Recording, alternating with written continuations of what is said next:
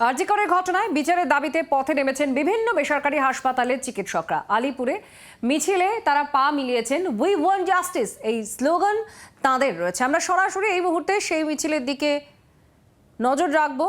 রনায় আমাদের প্রতিনিধি আমাদের সঙ্গে রয়েছেন। রনায় কি বলছেন চিকিৎসকরা?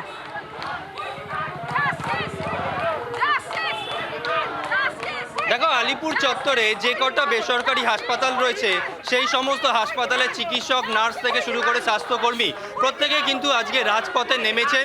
তারা পা মিলিয়েছেন মিছিলে। শুধু যে আলিপুর চত্বর তাই নয়, একবালপুরের একটি বেসরকারি হাসপাতাল, বেসরকারি নার্সিংহোম, সেখানকার চিকিৎসকরাও রয়েছেন এই আন্দোলনে।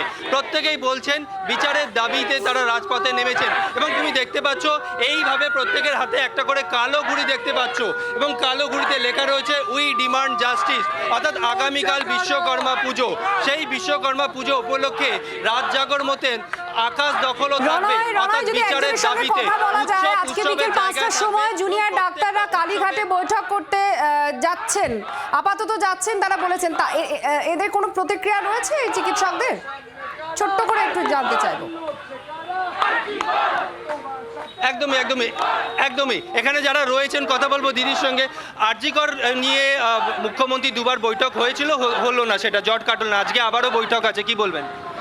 যতক্ষণ না না চলে বিশ্বাস নেই, যতক্ষণ আমরা সঠিক কোনো সমাধানের মুখ দেখছি, এই নিয়ে কোনো মন্তব্য করব না।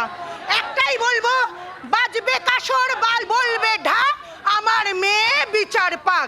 বাজবে কাসর বলবে ঢাক, আমার মেয়ে বিচার পাক। বাংলার আওয়াজ, বাঙালির আবেগ, জি 24 ঘন্টা।